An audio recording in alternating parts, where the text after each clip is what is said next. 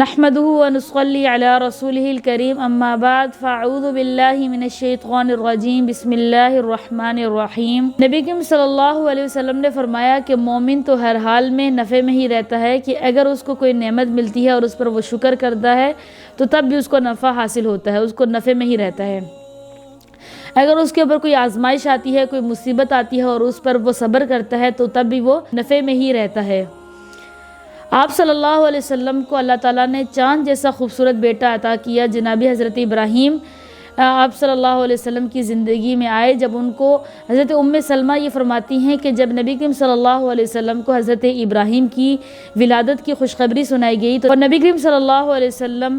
نے اس خوشی کا اظہار اس طرح کیا کہ ایک تو شکر کیا اور اس کا اظہار اس طرح کیا کہ ایک طرف حضرت ابراہیم کے جو بال تھے منڈوائے تھے اس کا، اور دوسری طرف چاندی کا صدقہ کیا، اور کہا گیا کہ ان کے لیے 2 بکرے لائے جائے اور 2 بکرے آپ صلی اللہ علیہ وسلم نے ذبح کروائے۔ تو یہ اللہ تعالیٰ نے ان کو خوشی عطا کی تھی۔ اللہ تعالیٰ نے ان کو جو خوشی دی تھی، اللہ تعالیٰ نے ان کو جو نعمت دی تھی، نبی کریم صلی اللہ علیہ وسلم نے اس پر شکر کیا، اس کا صدقہ نکالا، 2 بکرے غریبوں میں بانٹے، صحابہ میں 2 بکرے ذبح کر کے بانٹے، اور نبی کریم صلی اللہ علیہ وسلم نے شکر کا سجدہ کیا۔ تو پھر جب 18 مہینے کے حضرت ابراہیم ہوئے تو ان کو گھر بلایا گیا اور ان کو بتایا گیا کہ آپ کا بیٹا اس طرح بیمار ہے۔ تو نبی کریم صلی اللہ علیہ وسلم جب گھر تشریف لے کر آ گئے تو نبی کریم صلی اللہ علیہ وسلم نے حضرت ابراہیم کو اپنی گود میں اٹھایا اور ان کو اپنے گلے سے لگایا۔ حضرت ابراہیم کو گلے لگایا ہی تھا کہ ان کی جان نکل گئی، ان کی روح پرواز ہو گئی۔ نبی کریم صلی اللہ علیہ وسلم کی آنکھوں سے آنسو بہہ پڑے تو صحابی پوچھنے لگے کہ نبی علیہ السلام یہ آنسو کیسے؟ تو انہوں نے کہا کہ یہ دل میرا غمگین ہے، آنکھیں میری بہہ رہی ہیں، دل میرا غمگین ہے، لیکن میں زبان سے کچھ ایسا کلمہ نہیں کہتا جس سے میرا رب ناراض ہو جائے۔ میں سے وہی کلمہ کہوں گا کہ جس اللہ نے مجھے دیا تھا وہی اللہ اگر مجھ سے لے بھی گیا تو اس سے میں اللہ سے کوئی شکوہ نہیں کرتا اور وہ اس پر راضی رہے۔ تو اب اس سے دیکھیں جب پیدا ہوئے حضرت ابراہیم تو نبی علیہ السلام نے شکر کیا، تب بھی وہ نفع میں رہے۔ جب اللہ تعالیٰ نے نبی کریم صلی اللہ علیہ وسلم کو غم دیا، ان سے ان کی اولاد لے لی گئی، تو تب بھی انہوں نے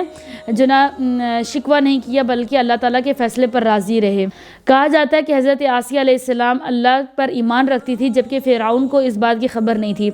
جب فرعون کو اس بات کی خبر چلی کہ آسیہ جو ہے نا اللہ تعالیٰ پر ایمان رکھتی ہے، اور وہ فرعون خود کو خدا مانتا تھا،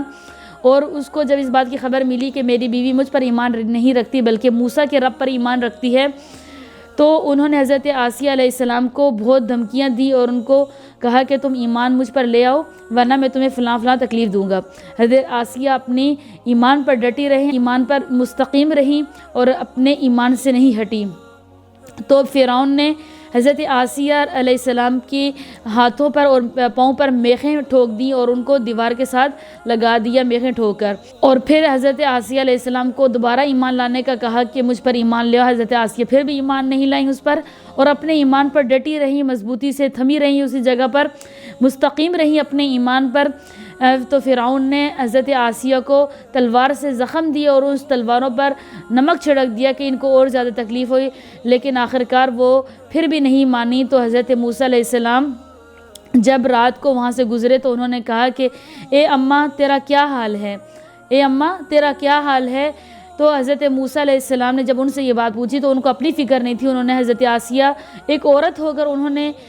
فرمایا کہ اے موسیٰ اللہ سے یہ پوچھ کے بتا کہ اب بھی تم مجھ سے راضی ہے یا نہیں راضی۔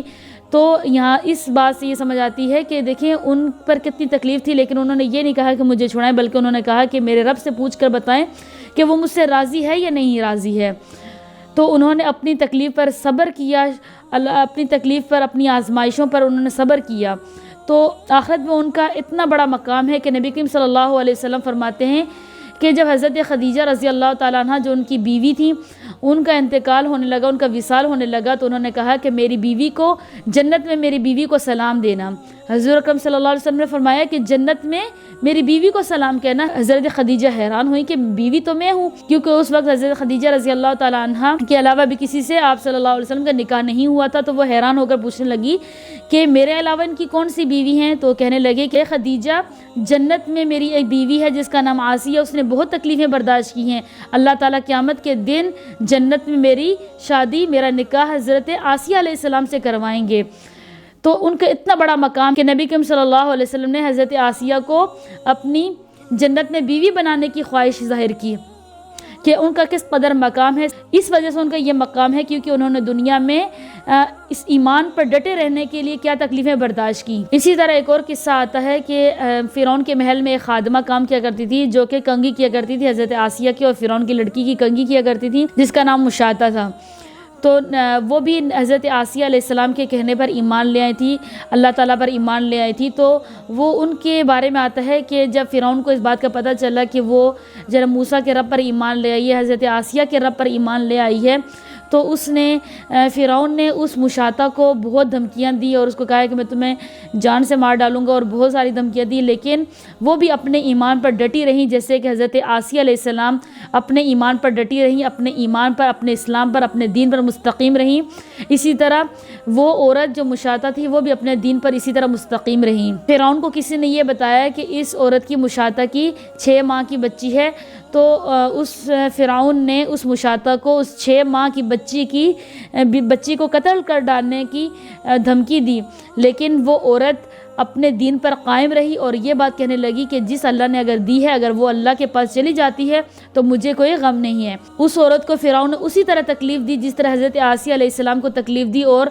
تب بھی جب وہ نہیں مانی تو اس فرعون نے اس 6 ماہ کی بچی کو اس کی ماں کے سینے پر رکھ کر اس کو قتل کر ڈالا، اس کو شہید کر ڈالا، اس کی گردن کر ڈالی. اس ماں سے پوچھے کہ اس کی 6 ماہ کی بچی جو بھی دودھ پیتی بچی اس کے گلے پر رکھ کر اس